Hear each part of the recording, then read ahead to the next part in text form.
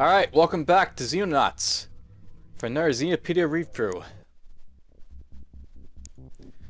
Basically, when we went through the last two episodes, I picked up a little bit of tech.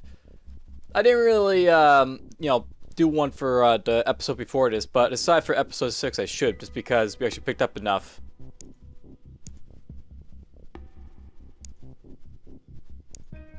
So, first things first, laser weapons.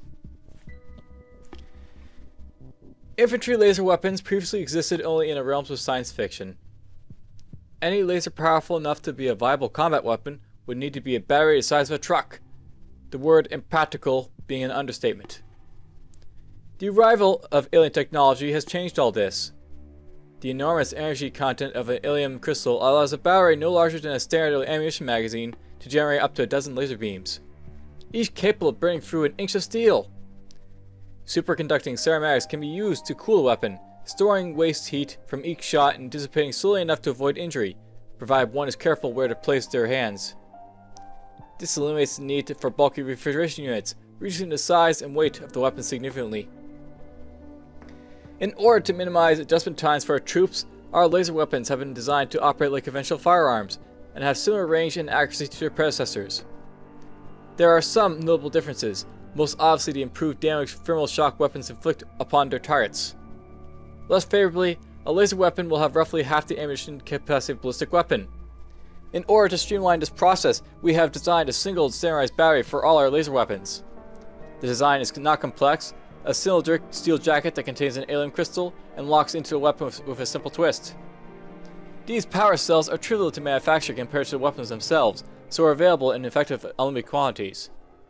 Be aware that manufacturing these weapons consumes a large amount of alien alloys and is both expensive and time-consuming, but I still believe they represent a good investment despite this. At the very least, some new toys may raise morale amongst your men. And the stun weapons. Studying extraterrestrial biology has allowed our scientists to devise methods of incapacitating our enemies for interrogation and further study. There appears to be three main possible avenues of attack, all of which are equally effective against humans as they are against aliens. The first is simple concussive force, applied to the victim's brain or nervous system, either via a physical impact or shockwave from an explosion. This method is both crude and unreliable, particularly against tougher alien species like the civilians, but you may find it occurs unexpectedly on a battlefield.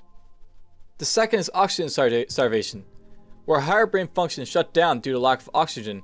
This can happen incidentally via smoke inhalation, or can be induced via a stun gas that temporarily binds with the victim's blood and prevents it from carrying oxygen around the body, generating a powerful disabling effect of ultimately being fatal if sufficient amounts are inhaled. The final method of incapacitation is electrical current delivered at a sufficiently high voltage, which will utterly disrupt the nervous system of the victim and render them unconscious. This is extremely ineffective but highly dangerous. An electrical discharge of required voltage can only be delivered with a melee weapon. My team has therefore designed a shock baton that can be used to subdue enemies at close range, and grenades and rockets that can be used to deliver stun gas from a distance. Whatever method you choose to employ, any captive alien would be extremely valuable research subject. So yeah, we got some weapons for Xenonauts, and I'm just going to quickly jump into this. So now that I basically have these weapons, I now have access to a new type of grenade, a new type of rocket, the stun baton, and of course we already had access to the laser weapons. So let's just go over all these. So basically you've got like the laser pistol, you've got the laser carbine, you've got the laser rifle, and you've also got the precision laser. And the sort of idea is basically the same as before. So they do what they do. So carbines fire three pellets per shot, giving them a very high potential damage. However, they are rather inaccurate and rely on the short range accuracy bonus to be effective. This makes them a very powerful assault weapon, but limited use when there's a little opportunity to close with the enemy. So basically, the laser carbine is basically my shotgun, I think it is. Now I basically looked at it, so it's got like the same reaction modifier, and that's basically how it works. You get up to close range with it, and then you pelt them in the face with it. And then you got the other stuff, which is the laser rifle, which is just a rifle. The pistol, which is just a pistol. Blah blah blah. These weapons are basically, much more powerful than their predecessor ballistic weapons, but at the same time, they're actually also very hard to manufacture. So basically, you know, the reason that this like takes so long to manufacture all these development guys is just for a simple reason that, you know, it's just, you know, very time intensive for building this stuff up. And also it takes alien, which you know, I have to use this for. I've only got 6 alien, I think, at the moment. Oh well. Anyhow, the other stuff I basically got was the grenades. So now I have access to the stun grenade, which is basically like the stun rocket, so I'll read the rocket description. Basically, applies to the stun grenade. Stun rockets are a method of delivering stun gas into an area from long range. This gas inflicts stun damage on any unit that comes into contact with it each turn. So this is like a, you know, a duration over time type of a weapon. Though some alien units, particularly those with helmets, are partially or fully resistant to the effect. So eventually we'll have aliens that are so resistant to stun gas, but you know, it'll still be very effective nonetheless. And then of course we've also got the shock baton. The shock baton is a one-hand melee weapon designed to non-lethally incapacitate enemies. It can only be used from currently adjacent tiles, but will incapacitate most foes in 2 to 3 hits. So basically, you know, it's going to basically take out most enemies in 2 or 3 hits. You just have to get up and melee to hit them with it. And it takes 20 to use, so not too bad compared to other stuff. Alright, so that's the weapons I basically got. Let's go over the other stuff. And of course, now we have a new, you know, alien craft to basically deal with, the Scout. And this is like the Scout UFO, not the Light Scout. The Alien Scout is a small craft with a larger crew than the Light Scout. Though still a Scout craft, it is larger, better armed, and more dangerous than its predecessor. The design consists of 2 crew compartments, a sizable semicircular forward compartment that contains the ship's control systems, and a circular bay at the rear of the vessel that houses the ship's power source. It has substantial armor plating around its key compartments, usually 8mm thick, but rising to double that in some areas, perhaps suggesting the armor on the Light Scout was in fact a little more than a heat shield. This makes it much more formidable combatant than the Light Scout, particularly coupled with the plasma beam that has greater range and inflicts additional damage. The hull is dotted with an extensive network of sensors that feed data into the crew compartment.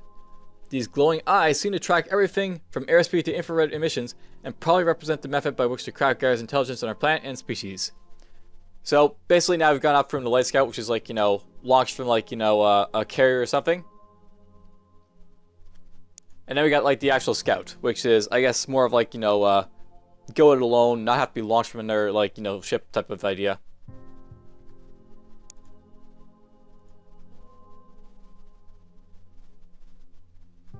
And did I go over alien alloys yet?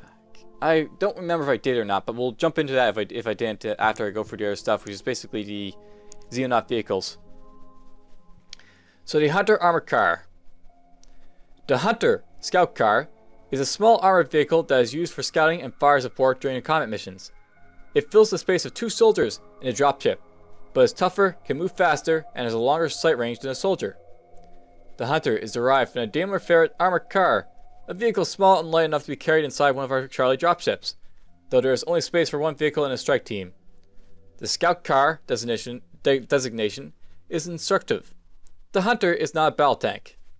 Any vehicle light enough to be carried inside a helicopter would have relatively flimsy armor, and the Hunter is no exception to this.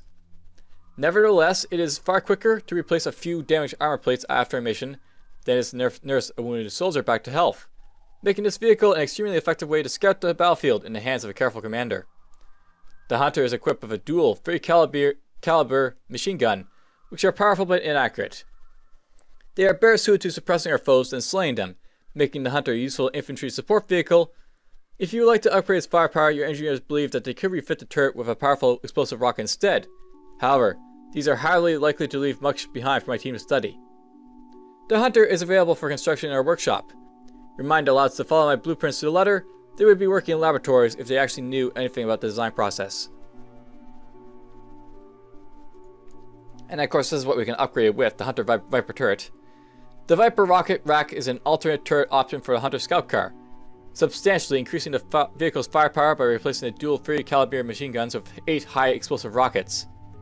These rockets are repurposed air-to-air missiles that lack much of their fragmentation effect, but will still inflict heavy incendiary damage across a large area.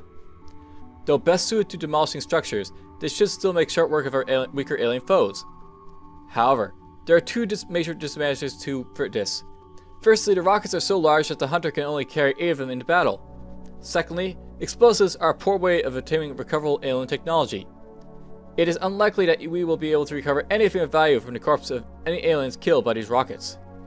Nevertheless, there are many occasions where the loss of a few artifacts would be preferable to the loss of one or more of our soldiers. If you wish to equip a hunter with a Viper, the upgrade turret have already been made available in the garage. So basically this is the hunter, and what it's all about. By default it's a machine gun platform, but it can also be upgraded to be like a light missile battery. I probably won't use the vehicles that this early on because of the fact that it takes 2 dropship space, which means I'm gonna basically not be able to take, like, say 2 privates along, which are just equally better than it at this point in time. But I may like get vehicles later on, so it's worth like researching it just to get it out of the way. Alright, so alien technology. I'm not sure I've gone through alien alloys, so let's just talk about this. So, alien alloys. Alien technology is founded on a variety of exotic materials, every one of which possesses remarkable properties. We have identified materials with tensile strength and heat resistance in an order of magnitude greater than anything previously known, as well as those with more exotic properties such as room temperature superconductivity. Almost all of them are ultra-advanced ceramics with a chemical structure as alien as the extraterrestrials themselves. Though we have yet to encounter any unknown fundamental element in these materials, we have little idea how to generate these extraordinary powers or how they could be manufactured. It is the difference between a coal and a diamond. Fundamentally the same stuff, but radically different in practice. Given their exceptional heat resistance, the most obvious military application of these alloys would be personal battlefield armor. Unfortunately, they are so effective at dissipating heat that nothing in our laboratory can generate enough to melt them down, making a fabrication of plate armor or anything else little more than a pipe dream. Though still effectively useless, we are harvesting these alloys from recovered artifacts where possible. The aliens must have means to shape these materials, so first study of this technology may allow us to do the same. And I think I did read this, but whatever, I read it again. And alien alloys, they're going to play a big part in basically manufacturing stuff. So, at some point, I'll be able to make use of them. I can't make use of this yet. So, that's basically it for this Xenopedia read-through.